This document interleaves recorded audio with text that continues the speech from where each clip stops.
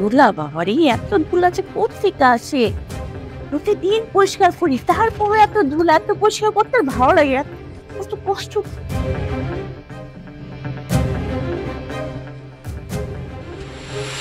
কিরে, তুই আমার পাশে বসতে কেন? সামান্য একটা কাজের বয়স, আমার ড্রেসটাই নোংরা হয়ে গেল। আই, তোকে এত সাহস কে দিছে? হ্যাঁ, ও আলিফ তাই না? আলিফ তোদের লাই দিয়ে দিয়ে মাথায় তুলে ফেলেছে। নিজের কি মনে করস রাজরানী? যা চা নিয়ে আমার জন্য যা। এই, আবার আমার দিকে লোক দাস কেন?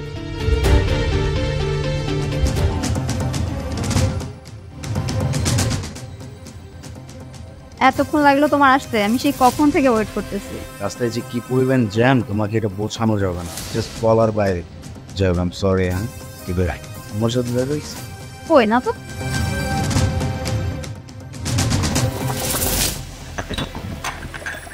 এই ছোট লোক, দিল্লি তোমার এত দামি ড্রেসটা নষ্ট করে? তুই জানি যেটা দাম কত? তোকে বিক্রি করলে তো এটা দাম পাওয়া যাবে না। ছোট লোক, তোকে নিয়ে কাজের বেটি করা না, সে করতে তো করে।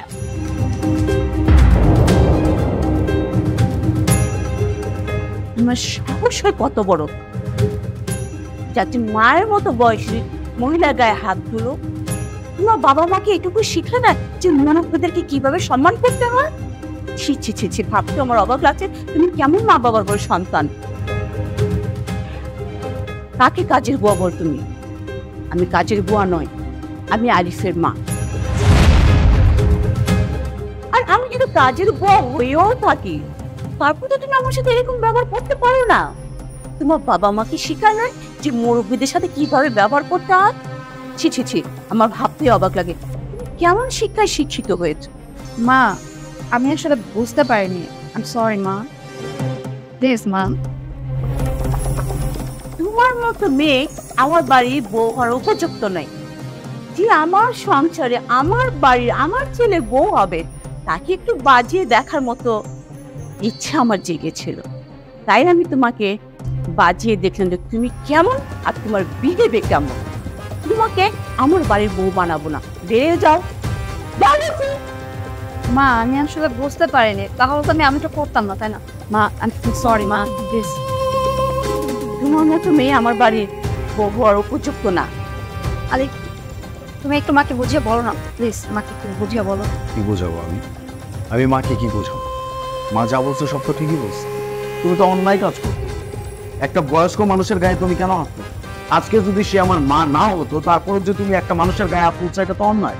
তুমি অন্যায় কাজ কেন করো? একটা মানুষকে তুমি মানুষ হিসেবে সম্মান করতে পারো না। সে কাজের লোক হোক বা সে আমার মা হোক, সে একজন মানুষ, তার তো সম্মান পাওয়ার যথেষ্ট রাইট আছে, তাই না? তাকে সম্মান না দিলে অবশ্যই তুমিও সম্মান পাবো না। আর আমি তোমাকে বারবার বলছিলাম যে আমার মায়ের ইচ্ছাই শেষ ইচ্ছা। আমার মা যদি তোমাকে পছন্দ না করে, তাহলে আমি তোমাকে বিয়ে করবো। আর তুমি সেই মেয়ের সাথে এরকম খারাপ ব্যবহার করছো, আমি বিয়ে করতে পারবো না তোমাকে। যাও।